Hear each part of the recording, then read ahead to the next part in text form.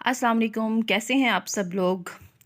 चीज़ को अगर थोड़े से ट्विस्ट के साथ थोड़ा सा स्टेप इधर उधर करके बना दिया जाए तो उसका जायका ही बदल के रह जाता है। आज मैं आपको अंडे और आलू दोनों से एक ऐसी ज़बरदस्त सी रेसिपी बताऊंगी जो आई एम श्योर आपने कभी ट्राई नहीं की होगी।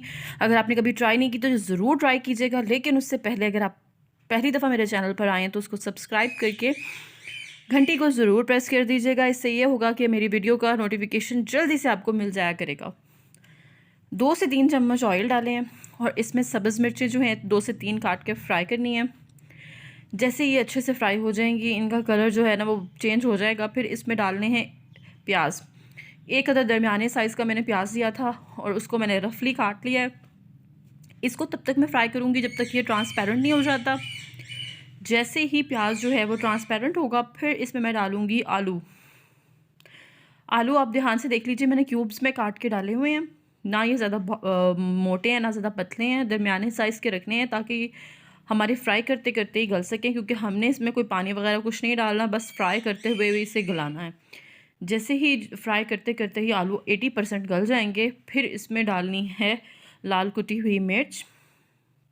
इसे अच्छे से मिक्स करेंगे और बाकी के जो 20% आलू हैं वो हम पकाएंगे दूसरे आलूओं के साथ। यानी कि मैंने कश करके थोड़ा से एक छोटा सा आलू मैंने कश करके रखा हुआ था, तो उसे इसमें डालूँगी। मैं आपको पहले बता दूं, थोड़ी सी चीज़ों के रद्दोबदल से हम रेसिपी का बिल्कुल टेस्ट चेंज कर सकते हैं। अच्छा, अब इसमें एक मिक्सचर डालना है, इसको मैं ज़रा तरतीब से रख रही हूँ। और जो मिक्सचर डालना है वो मिक्सचर बनाते हैं। अंडा मैंने लिया है 1 अदद और इसमें डालना है दूध। इसे अच्छे से फेंट लें और तकरीबन 1 कप से थोड़ा सा कम 3/4 कप आप इसमें दूध ऐड कर दें, उसे अच्छे से मिक्स करें। फिर इसमें मिक्स करना है मैदा। मैदा तकरीबन इसमें 1.5 चम्मच डालना है। इससे क्या होगा, जब ये मिक्सचर हम उसमें डालेंगे ना तो ये उसे जोड़ देगा और ऑफ कोर्स हम टेस्ट भी इसका बहुत अच्छा आएगा। तो अभी ये एक जगह अंडे डाले हैं, दूसरी जगह अभी आपको मैं बताती हूँ इसमें थोड़ा सा नमक भी ऐड करना है, क्योंकि नमक हम आलूओं में शामिल नहीं करेंगे, हम इस मिक्सचर में शामिल करेंगे। अब इस पर आहिस्ता आहिस्ता से फैला देना है।